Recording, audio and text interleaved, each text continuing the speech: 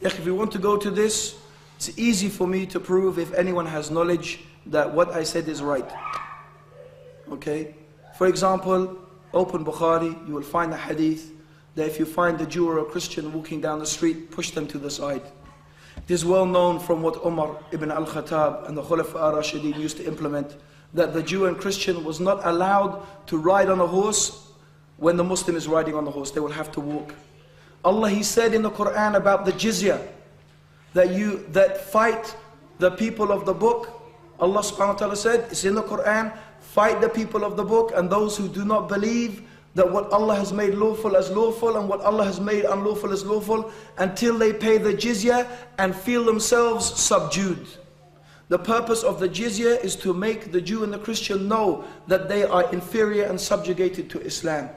Okay? In the Muslim state, although the Jew and Christian is free to practice their religion, this is allowed, but they cannot display their cross. And even in the time of Umar, they were not allowed to reconstruct or construct new churches. All of this is to create an atmosphere where it is encouraging the people to come to Iman and Islam, not to remain upon kufr and misguidance. Yes, we do not force people. We do not say, you must become Muslim or we kill you. That's not correct. But it is from Islam to create an environment where people are pressurized and encouraged to be upon the path of haqq, and we do not encourage people to be upon the way of batil. Although the Sharia allows the Jew and the Christian to practice their religion in the Islamic country, it does not encourage it. It does not encourage it. Because when I mentioned about the hadith about pushing them to the side of the road, this is not for this place. Do not do that here. Please, that is not the way to understand the hadith. Okay? This is in the Muslim land where Islam is established, is Dar al-Islam. If you behave like that, they will feel encouraged to become Muslim. Here, if you do that, you will start a fight. And they will think, what is this? No, this is not the way to behave. Here is the opposite. You have to be kind, you have to give good character, you have to give them da'wah, and so, inshallah, to befriend them for that purpose.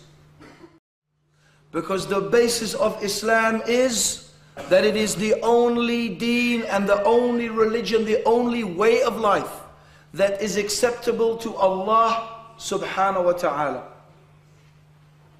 Inna deena inda Allahi al-Islam. Verily the deen, the way of life, the religion with Allah is Islam. It is the only way of life acceptable to Allah, and whoever chooses another way of life, another religion, it will never be accepted from them, and in the next life they will be from the losers. They will be from the eternal inhabitants of hellfire.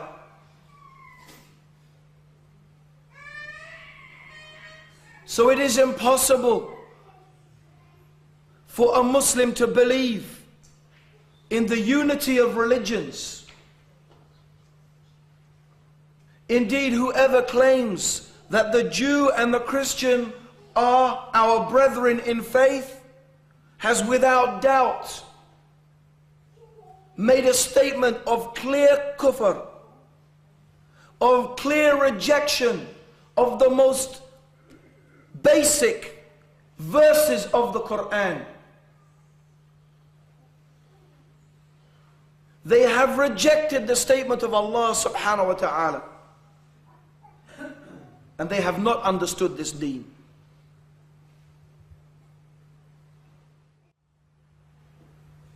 And the Prophet sallallahu alaihi wasallam warned us, be careful who you take as your friend,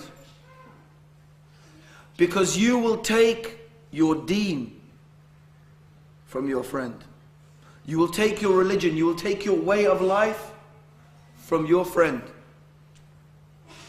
And this is one of the reasons why Allah subhanahu wa ta'ala, He has warned us in His book, do not take the disbelievers as your awliya. Do not take the disbelievers as your awliya. Do not take the Jews and the Christians or the mushrikeen as your awliya. Do not prefer them to the believers.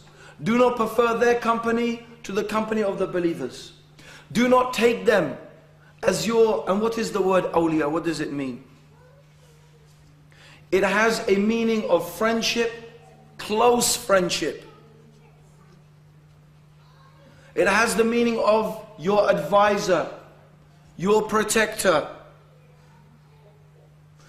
The awliya, your wali, that is the one who you go to, you seek protection from, you seek help from, you seek aid from, you seek advice from. When you have a problem, it is the one who is your intimate friend and your protector from whom you seek advice. The one who is close to you and you are close to them. And Allah has forbidden the Muslim, the believer, from taking the unbeliever as their awliya. Allah has forbidden us from having that relationship with the unbelievers, whether it is us individually, as individuals, or as nations. Or as nations. It is extraordinary to find how many of the Muslim nations boast and say how America, they are our awliya, our allies, our friends.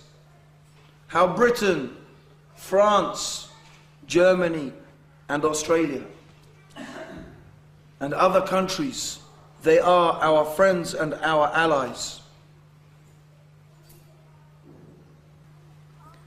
The next most widely discussed topic in the Quran, and that has the most number of verses dedicated to it after the issue of Tawheed and Shirk, is the issue of Wala and Bara.